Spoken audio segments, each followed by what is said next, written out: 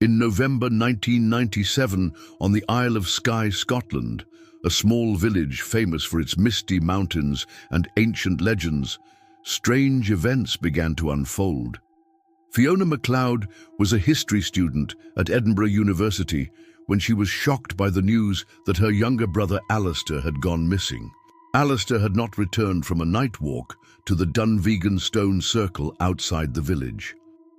Police reports said giant claw marks from a non-human creature had been found near the circle. The villagers whispered that it was the Cù-Sìth, a green-haired dog spirit that in Scottish folklore foretells death. When Fiona returned to the village, she discovered strange details in Alastair's room.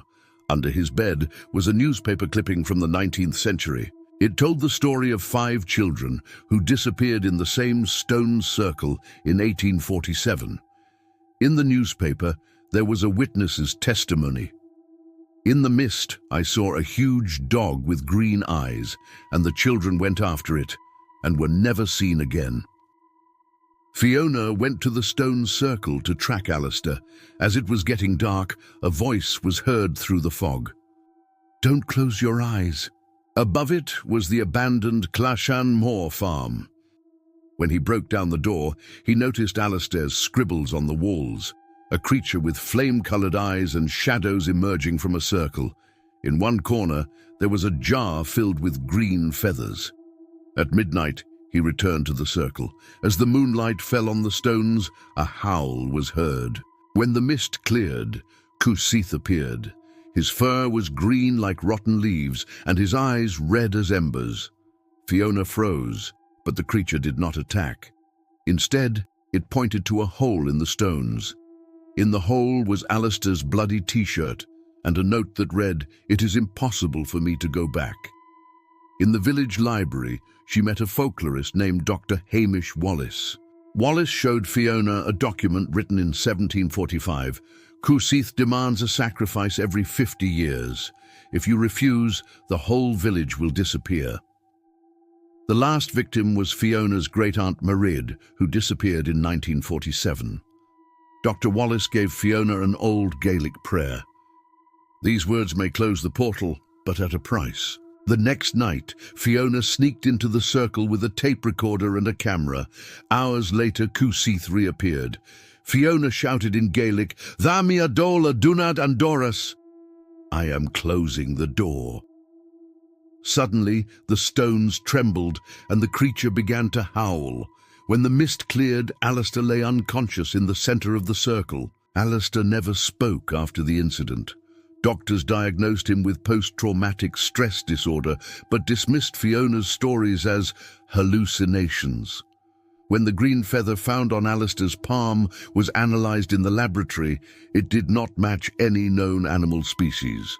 The reports noted that the origin of the organic material is unclear. In 2003, Fiona published an article about her experiences in the Journal of the Edinburgh Folklore Society.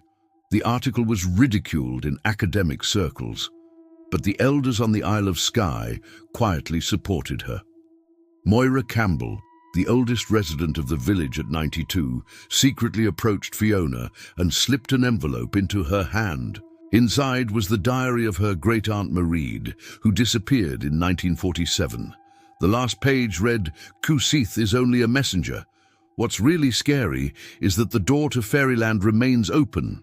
In 2047, everything will start again."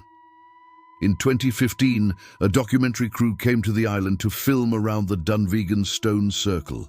They analyzed the blurry photographs and audio recordings Fiona had taken in 1997. The audio recording contained a howl at a frequency inaudible to the human ear. At night, the team set up cameras around the circle. In the morning, one of the cameras showed a green beam of light and a deep scratch in the soil. A biologist who analyzed the images said the scratch was 3 times bigger than a bear claw, but the documentary was never broadcast. Team leader Liam Mackenzie said in an interview, "The night we took the footage to Edinburgh, there was a noise in the trunk of our car. When we opened it, the camera cases were smashed. The memory cards inside had melted." In 2023, the Skye Post newspaper reported that fresh claw marks were found around the stone circle. Villagers claimed to have heard children's voices coming through the fog at night. Fiona was now a folklore professor in her 50s. Myths are sometimes the truth, she told her students. On the night of October 17, 2047, all communication lines were cut on the Isle of Skye. By morning, there was no one left in the village. In the center of the Dunvegan Stone Circle, a piece of wood was found with Gaelic writing on it. The gate is opened. The price has been paid. The police recorded the incident as mass psychosis. But the photographs Fiona took in 1997 mysteriously disappeared one night from their place in the National Archives. Only one witness claimed to have seen a green-eyed shadow in the fog that night, followed by the silhouettes of a group of children.